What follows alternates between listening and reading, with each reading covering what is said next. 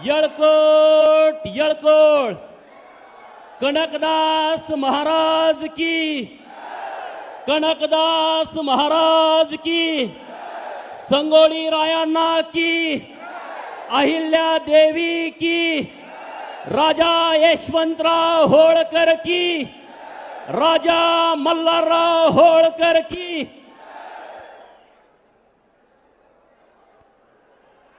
कनकदास पीठ पे उपस्थित जगत गुरु महास्वामी जी, इनके माध्यम से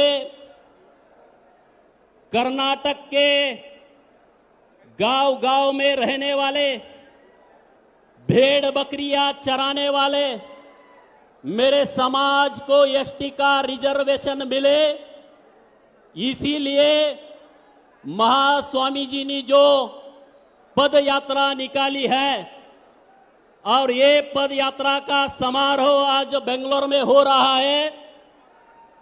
मैं महास्वामी जी को और कर्नाटक के सभी कुरुबा समाज को, धनगर समाज को मैं नमन करता हूं।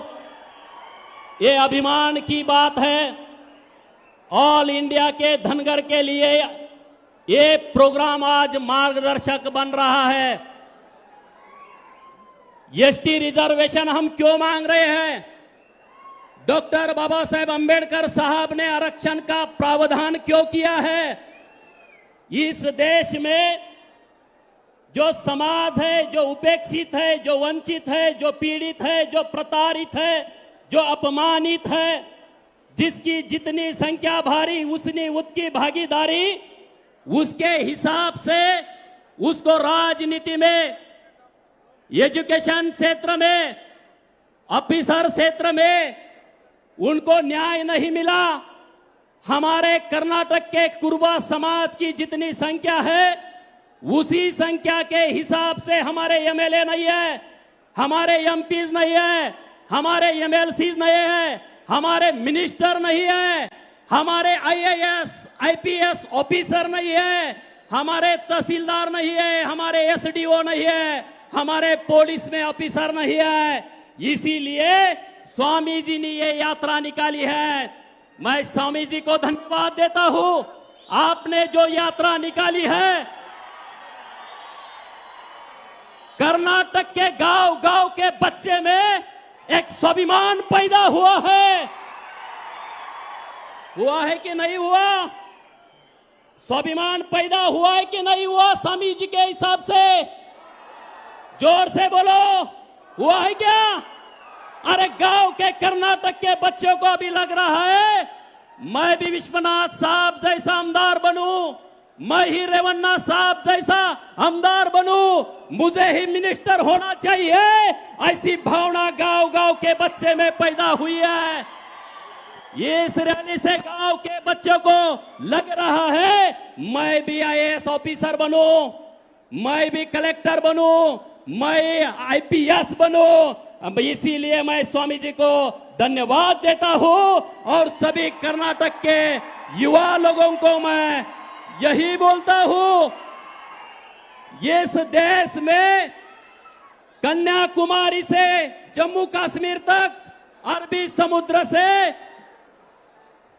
पश्चिम बंगाल के उपसागर तक जो ये हिंदुस्तान है, ये हिंदुस्तान में चाहे कर्नाटक हो, महाराष्ट्र हो, यूपी हो, एमपी हो, गुजरात हो, राजस्थान हो, हिमाचल हो, पंजाब हो, हरियाणा हो, ओडिशा हो, बिहार हो, तेलंगाना हो, आंध्र प्रदेश हो, तमिलनाडु हो, केरला हो, ये सभी राज्य में धनगर समाज, कुरुबा समाज, ओरान समाज, पाल समाज, बघेल समाज, जिसको अलग अलग से नाम से जाना जाता है, मैं स्वामी जी से एक विनती करना चाहता हूं। ये कर्नाटक स्टेट के जो मुख्यमंत्री हैं माननीय येडियुरप्पा साहब, इनके पास एक अपना निवेदन देना चाहिए। हमने महाराष्ट्र में जो आंदोलन किया था, 2018 में हमारी ही मांग है कि महाराष्ट्र के धनगर समाज का एसटी की अंमलबजावनी की जाए। जब हमारी मीटिंग मुख्यमंत्री साहब से हुई तब उस मीटिंग में ऐसा आगे आया, मुख्यमंत्री साहब ने बोला महाराष्ट्र के धनगर को हम एसटी का रिजर्वेशन देने के लिए तैयार है, लेकिन हमें कोई समय चाहिए। जब समय चाहिए ऐसा सरकार बोला तो एक सामने विषय आया, उन्होंने एक निर्णय किया, जब तक महाराष्ट्र के धनगर समाज को एसटी का सर्टिफिकेट नहीं दे जाता है तब तक जो आदिवासी को वही धनगर को, जो एसटी को वही धनगर को। कर्नाटक सरकार से ये विनती करना चाहिए, हमारी मांग है एसटी का सर्टिफिकेट कर्नाटक के धनगर समाज के, कुर्बा समाज के युवा के हाथ में पड़ना चाहिए। जब तक ये सर्टिफिकेट नहीं मिलता तब तक कर्नाटक सरकार ने जो आदिवासी को वही कुर्बा को राजनीतिक रिजर्वेशन, एजुकेशन रिजर्वेशन और सर्विस का रिजर्वेशन, ये जब तक सर्टिफिकेट नहीं मिलता तब तक नहीं मिलता। पर जो बाकी की योजनाएं आदिवासी को दी दी है वो पूरी की पूरी योजनाएं कर्नाटक स्टेट के माध्यम से कर्नाटक के कुर्बा समाज को मिलनी चाहिए। उसमें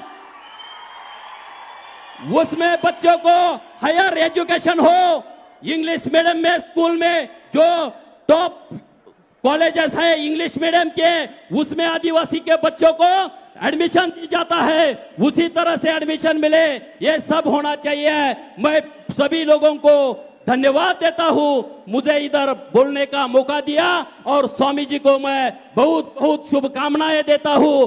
आप जैसे निष्कलंक चारित्र संपन्न आदमी की वजह से कर्नाटक के सभी कुर्बा एक हो रहे।